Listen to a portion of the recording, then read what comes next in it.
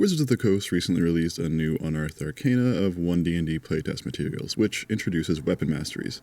These masteries introduce new tactics and effects for weapon users depending on which weapon they're wielding. Fighters, and possibly other characters somehow, will also be able to change the mastery property of a weapon if it qualifies for a different mastery. Fighters won't have this ability until 7th level though, so to keep things simple for this video, I'm only going to discuss each weapon's preset mastery property. I'm going to rank these masteries from best to worst by looking at what the actual expected in-game impact of each will be. I'll try to quantify what the damage add masteries are worth and compare the relative strengths of the utility-focused masteries that aren't quantifiable in that way. I'll also show what weapons go with each mastery, and try to leave you with my hunch on what the best weapon choices are going to be based on these masteries and their potential to complement other effects in the game. For starters, here's a spreadsheet with each weapon's mastery, as well as notes on the 5 weapons that changed. Now let's get into the fun stuff, ranking these weapon masteries. There are 9 in total. Let's start with my pick for the best one in the UA, which is Push, which allows you to push your opponent 10 feet away on hit. This can happen multiple times per turn and doesn't require a save. For simple weapons, this only works with the Great Club, and for martial weapons, it works with the Pike and Heavy Crossbow. While these aren't the hardest hitting weapons and they're all two-handed, Pike also comes with the reach property, so you can attack from up to 10 feet away. As written now, this applies whenever you hit a creature with the weapon, even on opportunity attacks. To me, this brings the Sentinel/Polearm Master feat combination back to the table as very, very strong, even with the nerfs to both feats in the Expert Classes UA. If you've got extra attack and the Polearm Master's bonus attack, yes, Pikes work for Polearm Master in 1D&D now, you could conceivably push a target 30 feet in one turn. Move over Repelling Blast spamming Warlocks, there's a new sheriff in town. And if someone gets close to you, use your Polearm Master reaction to opportunity attack, push them away. Nope. With Sentinel, if someone tries to run away from you, you can make opportunity attack not only push them away, but freeze them in place. Absolutely dirty. As written now, I'm predicting that Pikes will be the premier melee weapon of choice for characters that value team play and the ability to do cool stuff as often as possible. Crossbow Expert removing the loading property of crossbows might do the same for heavy crossbows and push. Even without it, it's a good option for kiting foes and keeping enemies away from your allies. And no matter what, the push mastery is going to be especially useful when paired with hazardous terrain, long falls, or slowing effects. Push enemies into your allies' spike growth or web and you'll be a hero.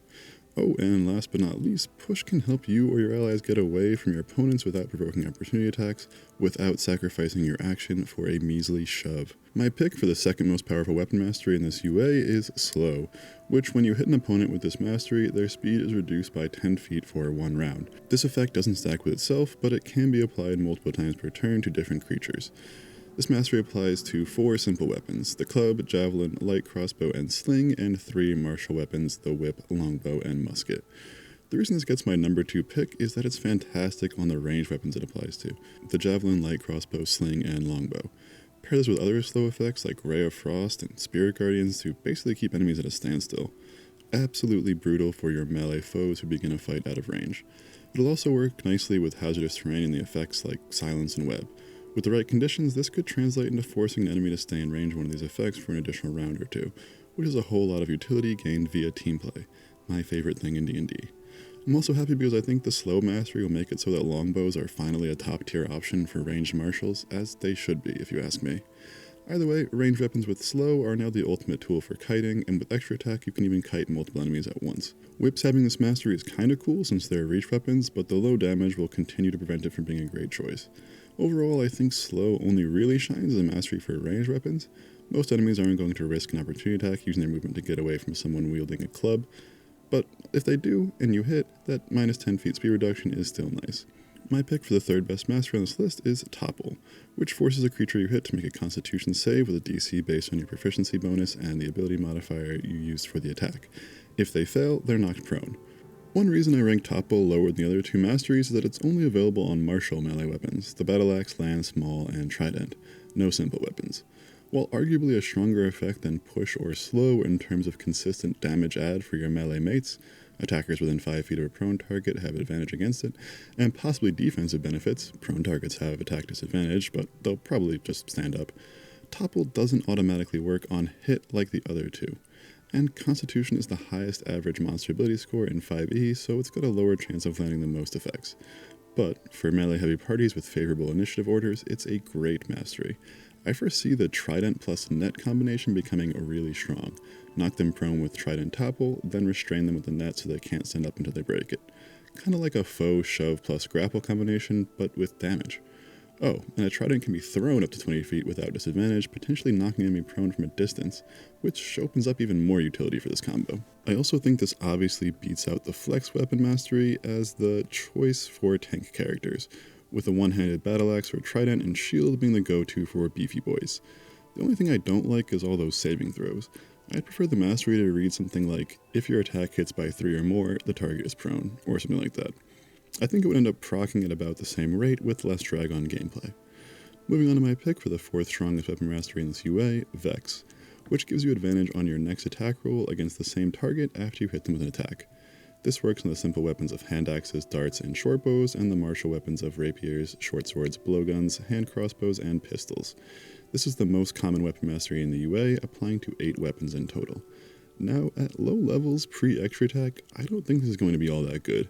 It's kind of like a built-in true strike in that you don't get any benefit until your next turn, and only then if you're still attacking the same target.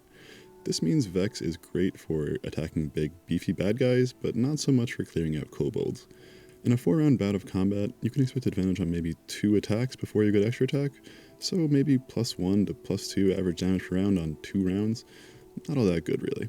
But once you get extra attack and start chaining Vex's advantage to proc itself, or if you pair a Vex weapon with a Nick weapon for 2-weapon fighting without a bonus action requirement, I can see it being really good. Plus, hitting more will give you more DPR than I'm assuming here if you have on-hit effects as well, like the bonus damage from a Barbarian's Rage or a Rogue Sneak Attack. I could see the Short Sword Scimitar combination doing some work for dual wielders, which I'm really excited about. For ranged weapons, the short bow and hand crossbow are the weapons worth talking about.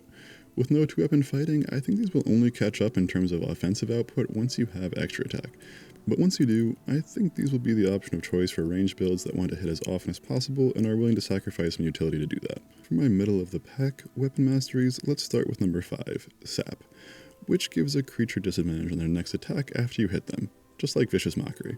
It's available on 1 simple weapon, the Mace, and 2 martial weapons, the Flail and Morningstar. Now, while you can apply Sap multiple times per turn, disadvantage doesn't stack, so unless you're splitting your attacks up between targets, which isn't usually advisable in 5e, then you're only applying this to 1 target per turn. But if you apply it to a heavy hitter and bring their chance to hit down significantly, that's great utility for you and your party. You especially, since this is a melee weapon exclusive mastery. I think Sap is probably the pick of choice for builds that want to go all in on damage reduction, but I still think Topple is the better choice for tanks. My pick for the 6th best weapon mastery in this UA is Nick, which allows you to make a light weapon extra attack as part of your attack action rather than a bonus action, once per turn. This works with the dagger, light hammer, and sickle for simple weapons, and only the scimitar for martial weapons. As the rules read, both weapons you wield only need to be light to dual wield them. They both don't need to have the Nick property, allowing you to wield a different weapon and weapon mastery in your other hand, as long as it's light.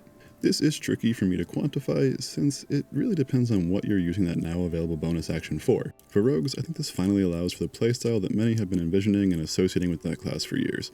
A dual wielder who hits a lot and is able to get in and out with ease. No longer must you choose between cunning action and the offhand weapon attack. Plus, with a light Vex weapon and a light Nick weapon, you can use that attack advantage on the same target more consistently. For real, the Scimitar Short Sword combination is going to be a lot of fun for rogues, methinks. But for most classes and character builds, I don't think Nick is a standout weapon mastery. My pick for number 7 is Cleave, which allows you to make a second attack roll against a target within 5 feet of your original target and within your reach after landing an attack. This attack doesn't get your ability modifier added to it and can only occur once per turn. It's only available on 2 martial melee weapons, the Great Axe and Halberd, no simple weapons. To me, this is mostly not great. It works out to maybe 3 to 5 extra DPR when enemies are grouped, but the extra damage necessarily won't be focus fired. Not ideal for 5e's combat system where focus fire is everything.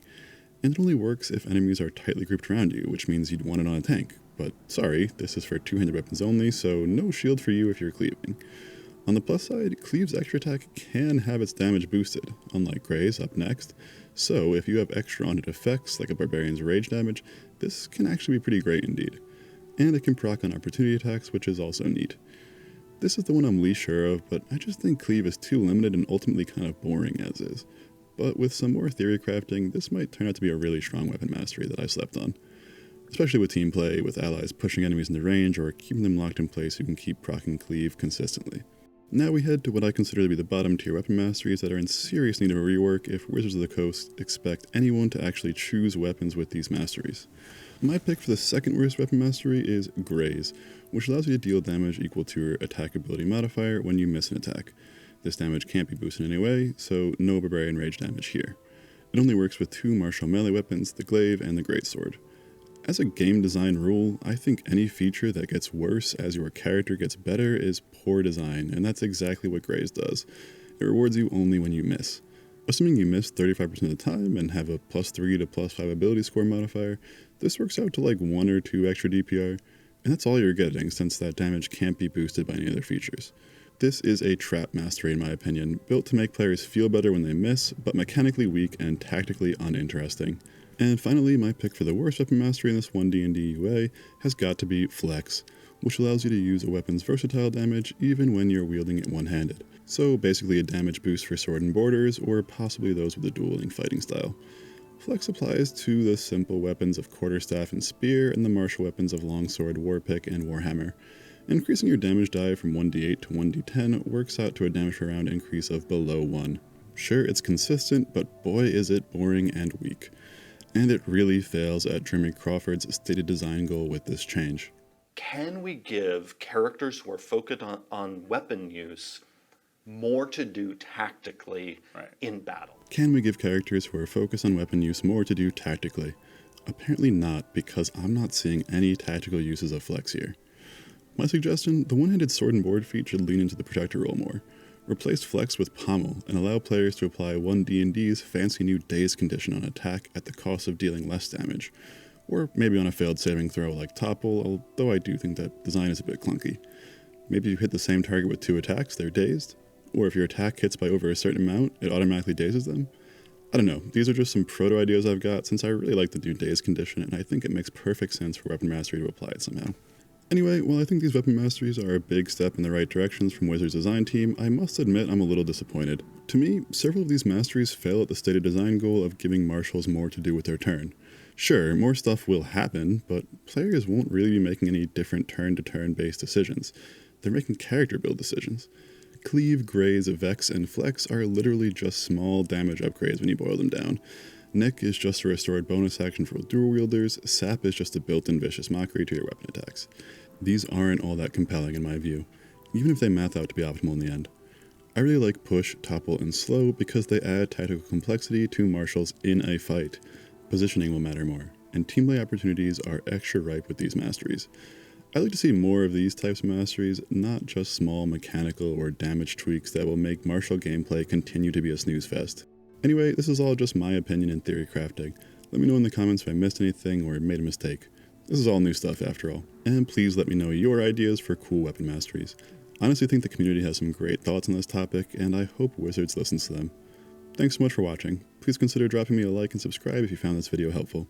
This is D&D Lounge, wishing you the best of luck in your next adventure.